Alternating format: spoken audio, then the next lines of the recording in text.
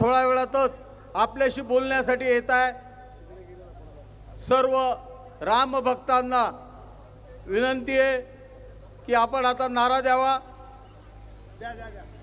आपण सांगितलं साहेब, आपण सांगितलं। मी म्हणणार जय श्रीराम, तुम्ही म्हणायचं जय जय श्रीराम।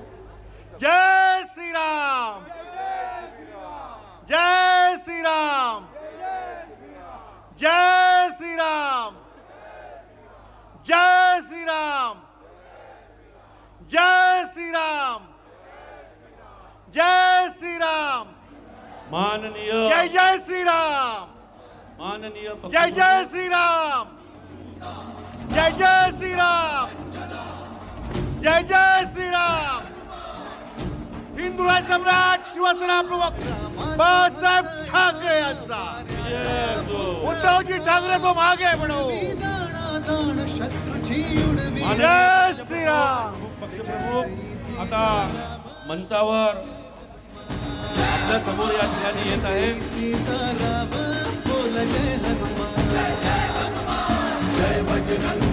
माननीय पक्षप्रमुख या ठिकाणी आणि माननीय आदित्य साहेब, संजय राऊत साहेब, अंबादास दानवे साहेब आलेले आहेत।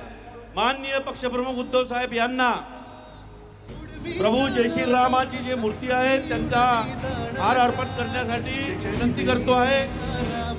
माननीय उद्धव साहेब आणि सर्व सन्माननीय नेते या ठिकाणी हार अर्पण करत आहेत। त्याचप्रमाणे छत्रपती शिवाजी महाराजांना हार अर्पण करत आहेत। बोलो छत्रपती शिवाजी महाराज की, छत्रपती शिवाजी महाराज की।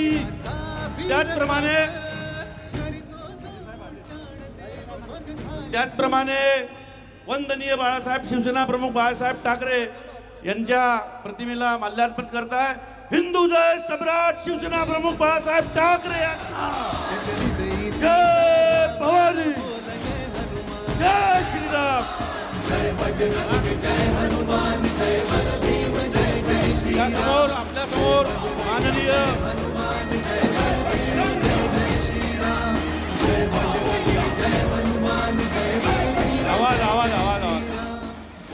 माननीय पक्षप्रमुख साहेब उद्धव बाळासाहेब ठाकरे आपल्या समोर या ठिकाणी बोलतील।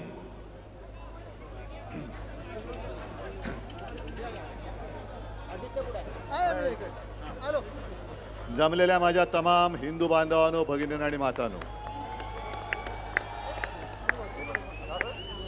आज पुन्हा एकदा राम मंदिराच्या लढ्याला सुरुवात करतो आहोत। काही वर्षांपूर्वी आपण सर्वजण साक्ष आहात, हिंदू हृदय सम्राट शिवसेना प्रमुखांनी मंदिर निर्माणाच्या लढ्याला एक तेज प्राप्त करून दिलं होतं। आज मला थोडं नाही म्हटलं तरी वाईट वाटते की मंदिर उभं जरूर राहिलं, पण नवा लढा जो म्हणतोय तो त्या मंदिराच्या रक्षणाचा आपल्याला सुरू करावा लागतोय। मी पहिल्या प्रथम या मंदिराच्या सर्व ट्रस्टींना, सर्व गुरुजींना धन्यवाद देतोय। त्यांनी मनापासून सहकार्य केलं। नुसतं सहकार्यच नाही तर आशीर्वाद सुद्धा दिलेत। आणि या कार्यक्रमासाठी ज्या ज्या शिवसैनिकांनी मेहनत केली त्यांना सुद्धा मी धन्यवाद देतोय। संजय राऊत तर सोबत आहेतच। आज सकाळी संजय राऊतांचा फोन आला, मला म्हणाले उद्धव टेलिप्रॉम्प्टर ठेवायचं का? म्हटलं का नाही, कारण मुख्यमंत्र्यांनी आव्हान दिले उद्धव ठाकरेंनी रामरक्षा बोलून दाखवावी। मी आज त्यांना त्यांच्याच गावात येऊन सांगतोय की फडणवीसजी, रामरक्षा म्हणणं जरी तुमचं काम असलं तरी रामरक्षा करणं हे आमच्या राम भक्तांचं काम आहे। आम्ही रामरक्षक आहोत। मनामध्ये भाव नाही आणि रामरक्षा म्हणताय म्हणजे मनी नाही भाव आणि देवा मला पाव, हे आमचं हिंदुत्व नाहीये।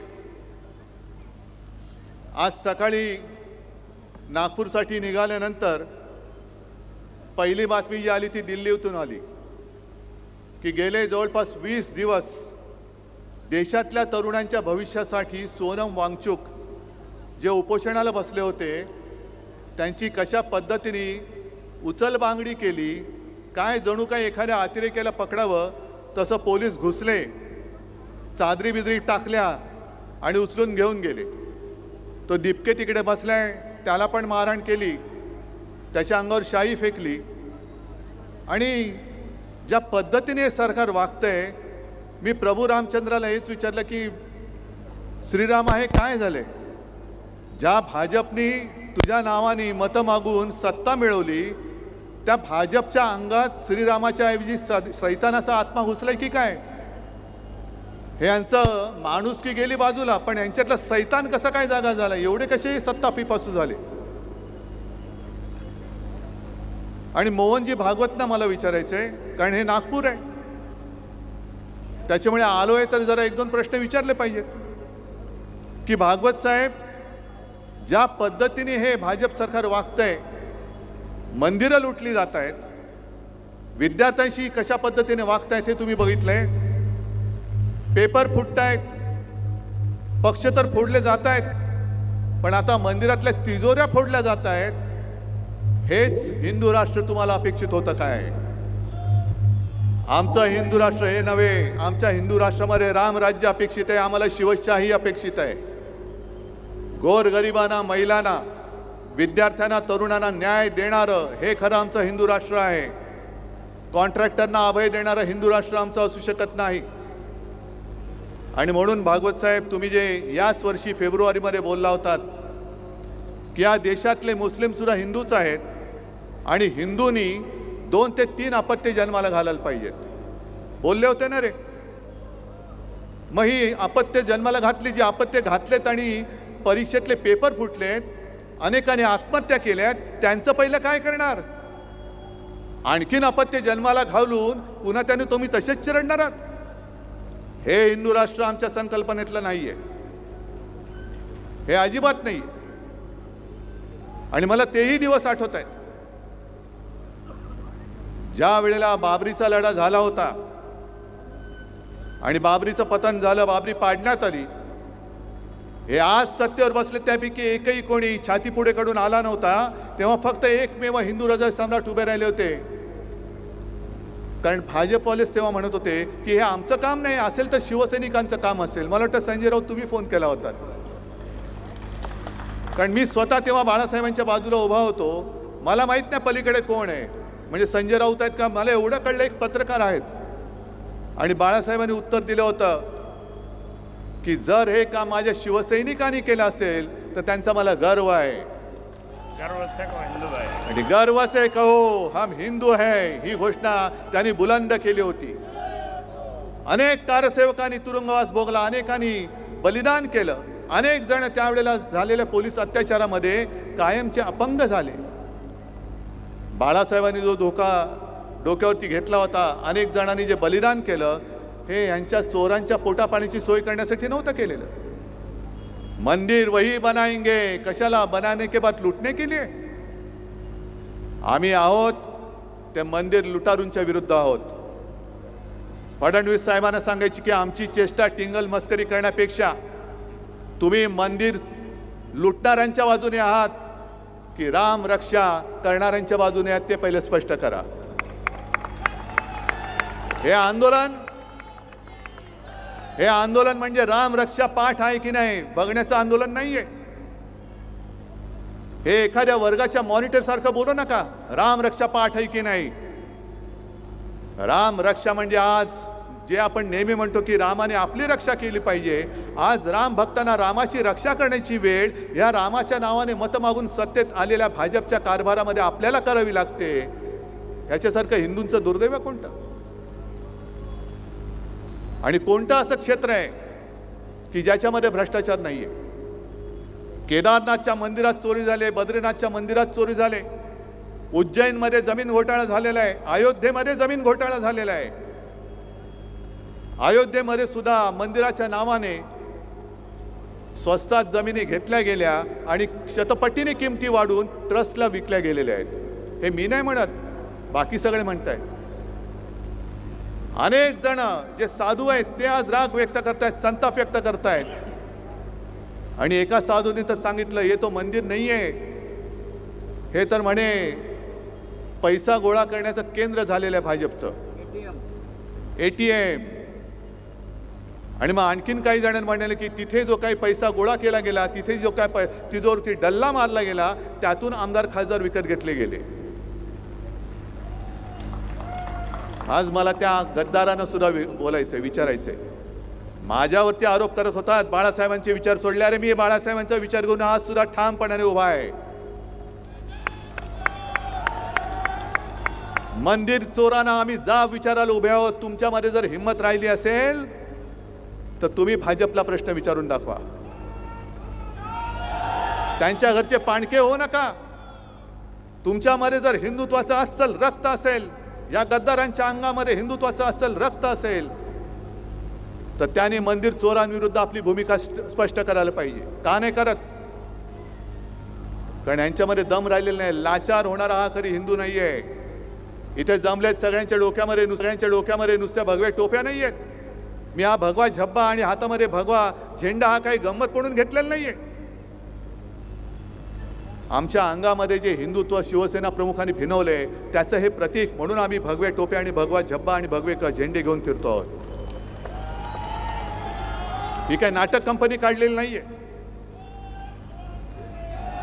गेल्या वेळेला याच भाजपने आपल्याबरोबर दगाबाजी केली आणि म्हणून आपल्याला महाविकास आघाडीचं सरकार स्थापन करावं लागलं.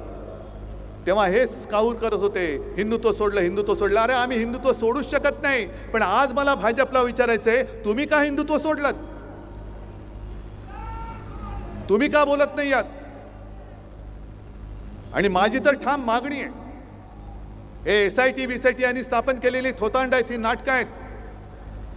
एक विषय निर्माण झाले का दुसरा विषय काढायचा की पहिला विषय लोक विसरून जातात आणि मग त्याचंच भांडवल करायचं. आणि त्यांना माहिती आहे लोकांची मेमरी ही जास्त दीर्घकालीन नसते. पण मंदिर लुटीचा विषय आम्ही जोपर्यंत धसास लागत नाही तोपर्यंत आम्ही सोडणार नाही. मुंबईमध्ये केले, नागपूरमध्ये केले, मी तर राज्यात सगळीकडे जाणार आणि बाहेरच्या राज्यात अगदी अयोध्येला आणि काशी विश्वनाथ त्याच्या सुद्धा दर्शनात जाऊन मी महाआरती करेन. कारण हिंदुत्वाला जाग माझ्या वडिलांनी आणलं. होय, घराणेशाही म्हणा पाहिजे तर माझ्या वडिलांनी आणलेली आहे. त्यांनी जागा केलेला हिंदू तुम्हाला मी झोपू देणार नाही. आणि हे चौकशीची थेरं करू नका, चौकशीची नाटकं करू नका. जर तुम्हाला प्रामाणिकपणाने याचा निकाल लावायचा असेल तर निवृत्त न्यायमूर्तींच्या अधिपत्याखाली चौकशी समिती स्थापन करा.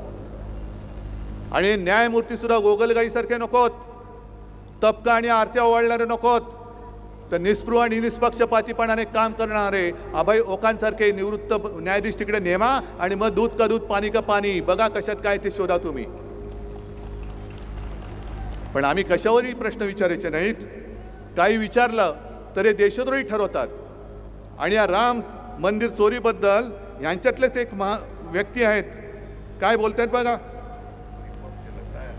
कि शायद उन्होंने श्रद्धा पूर्वक भाव के साथ भगवान के मंदिर में अर्पित नहीं किया होगा, इसलिए उनका पैसा चोरी ऐकू येते करे. हमारा पैसा चोरी नहीं हुआ, हमारा पैसा मंदिर में लगा है और मंदिर थोडक्यात सांगतो तुम्हाला. उत्तर प्रदेशचे हे विधानसभेचे अध्यक्ष आहेत सतीश महाना, आणि ते म्हणतायत की ज्यांनी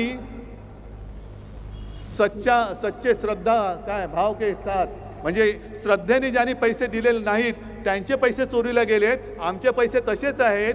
आणि ज्यांचे पैसे चोरीला गेलेत असं वाटत असेल त्यांना माझ्यासारखे करोडो लोक पैसे द्यायला तयार आहेत. राम मंदिर ही तुमच्या बापाची जागीर नाहीये. आम्ही सुद्धा राम भक्त आहोत. आणि तुम्हाला सगळ्यांना लक्षात असेल की 2 वर्षापूर्वी 22 जानेवारीला अयोध्येमध्ये जेव्हा राम मंदिराचं लोकार्पण झालं होतं, मोदी बसले होते तिकडे. एकही शंकराचार्य त्यांच्या सोबत नव्हता. आणि तेव्हा आपण कुठे होतो? आपण नाशिकच्या काळाराम मंदिरामध्ये होतो. ज्या काळाराम मंदिराचा इतिहास असा आहे, डॉक्टर बाबासाहेब आंबेडकरांनी मंदिरात प्रवेश हा राम तुझा नाही, हा राम माझा सुद्धा आहे आणि त्याचं दर्शन घेण्याचा अधिकार हा माझा आहे, मला सुद्धा आहे, मला तो मिळालाच पाहिजे म्हणून सत्याग्रह केला होता. तेच ते राम मंदिर. आणि दुसऱ्या दिवशी 23 जानेवारीला मी जाहीर सभेत बोललो होतो, आम्ही जय श्रीराम जरूर बोलतो, जय शिवराय जय श्रीराम, पण आम्हाला राम पाहिजे तो भाजप मुक्त राम पाहिजे. त्या आंदोलनाची सुरुवात आहे भाजपा मुक्त राम. आणि ही चोरी, हा दरोडा हा केवळ दानपेटीवरचा नाहीये, तर हा दरोडा तमाम हिंदूंच्या भावनेवरती, तमाम हिंदूंच्या श्रद्धेवरती घातलेला या मंदिर चोरांनी घातलेला दरोडा आहे. आणि न्यायमूर्ती तुम्ही झालं पाहिजेत. या देशातला, या जगातला प्रत्येक हिंदू या चोरीबद्दल न्यायाधीश म्हणून त्यांनी न्याय निवाडा केला पाहिजे. अटल बिहारी वाजपेयी जे बोलले होते, जेव्हा एक दंगल झाली होती, मला वाटतं भिवंडीच्या आसपास, तेव्हा वाजपेयीजी बोलले होते की अब हिंदू मार नहीं खाएगा. मग मी आज तुम्हाला सांगतोय, तुम्ही कसे हिंदू झाले पाहिजेत? जे चोर आहेत त्यांना ठणकावून सांगा, अब हिंदू माफ नहीं करेगा. हिंदू नुसता जागा नाही, हिंदू आता पेटलेला आहे. आज आम्ही सगळ्यांना आमंत्रण दिले होते. देवेंद्र फडणवीसांना दिलं होतं, मोहनजी भागवतांना दिलं होतं, सगळ्यांना. अगदी काँग्रेसची लोक सुद्धा माझ्यासोबत आहेतच. खासदार आहेत, सुनील केदार आहेत, आणखीन कोण कोण आहेत बघा. मी हिंदुत्व सोडलं का यांनी हिंदुत्व धरले? हे राम म्हणजे कोणाची तुमची खाजगी मालमत्ता नाही हो. भाजपचे कोणी आहेत का इकडे? सगळे राम भक्त आहेत. भाजपचे कोणी आहेत? मग हिंदुत्व कोणी सोडलंय? मंदिर चोरांची बाजू घेणारा राम भक्त असू शकत नाही. म्हणून मला फडणवीसांना सांगायचंय की शब्दाचे खेळ करू नका. राम रक्षा येते की नाही? राम रक्षा स्तोत्र येत नसेल, पण मला रामाची रक्षा करायला येते आणि ती केल्याशिवाय मी राहणार नाही, मागे नाही हटणार. जर तुम्हाला असं वाटत असेल की केवळ तुम्हाला राम रक्षा म्हणता येते म्हणून तुम्हाला मंदिराची चोरी क्षम्य आहे, अजिबात नाही. तिकडे लाखो करोडो हिंदूंच्या भावनांनी बांधलं गेलेलं ते मंदिर आहे. गावागावात शिवसेना प्रमुख फिरलेले आहेत, गावागावात शिवसैनिक फिरलेले आहेत. अनेक जणांनी, अनेकांनी केसेस अंगावर घेतलेले आहेत, पोलिसांचा मार खाल्लेला आहे. छातीवरती वळ उठला तरी मागे न हटता अयोध्येला जाणारे आमचे शिवसैनिक आहेत. आणि त्या शिवसैनिकांना सोबत घेऊन राम रक्षा म्हणण्याचं नव्हे, तर राम रक्षा करण्याचा हा लढा मी आजपासून सुरू करतो आहोत. चोरानो मध्ये येऊ नका, चोरानो मध्ये येऊ नका. आणि हा राम भक्त आणि राम मंदिर चोर असा लढा आहे. सगळ्यांनी ठरवायचं तुम्ही कोणत्या बाजूला आहात. राम भक्तांच्या बाजूला आहात की मंदिर चोरांच्या बाजूला आहात? हे फडणवीसांनी उत्तर द्यावं. भागवत साहेबांनी उत्तर द्यावं की तुम्ही कोणाच्या बाजूला आहात. कारण तुमचं जिथे राज्य आहे त्या उत्तर प्रदेशचे अध्यक्ष जर ह्या एवढ्या मस्तवालपणाने बोलत असतील आणि तुम्हाला कोणाला काही वाटत नसेल, तर तुमचं हिंदुत्व हे ढोंगी आहे. आज हे मी तुमच्या नागपूरमधून तुमच्यावरती आरोप करतोय. हा लढा जो आहे हा केवळ मुंबई नागपूर पुरता मर्यादित ठेवून चालणार नाही. जसं मी म्हटलं की मी सगळ्या प्रमुख शहरात जाणार आहे, इतर राज्यात सुद्धा जाणार आहे. तुम्ही जिथून जिथून आलात, ज्या गावातनं आलात, ज्या खेड्यातनं आलात, 5 असतील तर 5, 10 असतील तर 10, 25 तर 25, 50 तर 50, पण राम रक्षेचा हा लढा तुम्हाला गावोगावी खेडोपाडी नेलाच पाहिजे. कारण रामाच्या नावाने मतं मागितलेली ही लोक ज्या पद्धतीने वागतायत, शेतकऱ्यांची कर्जमुक्ती अजूनही झालेली नाही. जसा तो एक जमाना होता, मंदिर वही बनाएंगे लेकिन तारीख नहीं बताएंगे, तसं कर्जमुक्तीच्या बाबतीत होत चाललेलं आहे. निवडणुकीच्या आधी लाडकी बहीण म्हणून योजना जाहीर केली, आता जवळपास 92 लाख महिलांना त्यातून वगळून टाकलेलं आहे. निवडणुकीच्या आधी ज्या महिलांना साडी देत होते त्या साड्या सुद्धा आता देणं यांनी रद्द करून टाकलेलं आहे. म्हणजे जेव्हा जेव्हा ज्याची गरज असते ती गरजेपुरतं वापरायचं आणि फेकून द्यायचं. आता तर प्रभू श्री रामाला सुद्धा फेकून द्यायला निघालेत. एवढे नीच राज्यकर्ते यापूर्वी मी कधी पाहिलेले नव्हते, आजपर्यंत मी कधी पाहिले नव्हते. पण कर्तव्य आपलं आहे. त्यांना जर असं वाटत असेल की आम्ही काही केलं तरी चालतंय, आम्ही चालू देणार नाही. आज सुद्धा बाळासाहेबांनी उभा केलेला कट्टर कडवट देशाभिमानी हिंदू हा तुम्हाला जाब विचारण्यासाठी तुमच्या समोर उभा राहिलेला आहे. आणि ज्याप्रमाणे आजच्या आंदोलनाला मी सर्व पक्षांना हाक दिली होती की पक्ष बाजूला ठेवा, हा हिंदुत्वाचा लढा आहे, तसंच उद्या आम्ही मुंबईमध्ये करतोय ते सोनम वांगचुक आणि अभिजित दिपके यांनी जो लढा तिकडे उभारलेला आहे त्या लढ्याला पाठिंबा देण्यासाठी मुंबईमध्ये मी उद्या आंदोलन करतोय. तुम्हाला सुद्धा शक्य असेल उद्या तुम्ही सुद्धा आंदोलन करा. जिथे जिथे तुम्हाला जे जे करता येणे शक्य शांततापूर्ण मार्गाने ते करा. अनेकांनी मला विचारलं तुम्ही दिल्लीला जाणार का? म्हटलं जरूर जाईन, पण नुसता कोरड्या शब्दांनी त्यांचं मी समाधान करायला जाणार नाही. पहिलं इकडे मी आंदोलन करेन, पहिली मी त्यांना इकडे पाठिंबा रस्त्यात उतरून दाखवेन आणि मग मी त्यांना भेटायला जाईन. कारण सोनम वांगचुक हे 20-25 दिवसापूर्वी, आता उपोषणाला 20 दिवस झाले, त्याच्या आधी 8-10 दिवस म्हणजे गेल्या महिन्यात ते घरी येऊन मला भेटून गेले. अभिजित दिपकेशी सुद्धा माझं बोलणं झालेलं आहे. आणि उद्याचं सुद्धा जे आंदोलन आपण मुंबईमध्ये करतोय तिथे सुद्धा आज या चॅनलच्या माध्यमातून मी सर्व पक्षाच्या सर्व भाषिकांना आवाहन म्हणजे विनंती करतोय की हा जो लढा आहे, जसा हिंदुत्वाचा मंदिर चोराविरुद्ध ढोंगी हिंदूंविरुद्ध आहे, तसाच उद्याचा लढा हा आपल्या देशाच्या भविष्य असलेल्या युवकांसाठीचा लढा आहे. मी तिथे जात पात धर्म मानत नाही. ज्यांना युवकांबद्दल आस्था आहे, ज्यांना ही दडपशाही चाललेली ती मंजूर नाही आहे, ते सगळेजण उद्या तिकडे यावेत हे आमंत्रण मी आज या चॅनलच्या माध्यमातून सगळ्यांना देतोय. आणि आजपासून हा राम रक्षा म्हणजे रामाचं रक्षण, मंदिराचं रक्षण हे राम भक्तांना करावं लागतंय. त्या लढ्याची सुरुवात होते. तयारी आहे तुमची? ही ठिणगी इकडे टाकलेली आहे. या ठिणगीचा वेगळा वणवा हा राज्यभर नेण्याचा, निदान विदर्भात नेण्याचं काम हे तुम्हाला करावं लागणार आहे. कारण हा विदर्भच नेहमी भरघोस मतांनी भाजपला निवडून आणून देत असतो. जर विदर्भाने त्यांचा पाठिंबा भाजपच्या मागणं काढला तर भाजप भुसकन खाली पडल्याशिवाय राहणार नाही. आणि का काढणार नाही? केवळ हिंदुत्व म्हणून नाही तर शेतकऱ्यांची फसगत होते, बहिणींची फसगत होते. आणि हिंदुत्वाचं ढोंग घेऊन सत्तेवर आलेली ही लोक यापुढे आम्ही तुम्हाला मत देणार नाही. आम्ही जय शिवराय आणि जय श्रीराम बोलणारे अस्सल कट्टर हिंदू आहोत हे दाखवून द्या आणि भाजपला त्यांची जागा दाखवून द्या, एवढीच विनंती करतो आणि आपली रजा घेतो. जय हिंद, जय महाराष्ट्र.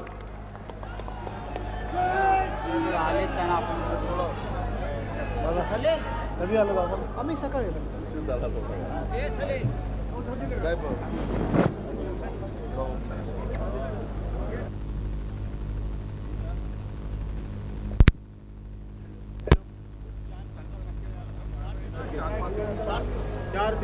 हेलो. सियावर श्री रामचंद्र की, पवन सुत हनुमान की, जय भवानी, जय भवानी. आवाज कुणाचा? जय श्रीराम. जय बजरंगा.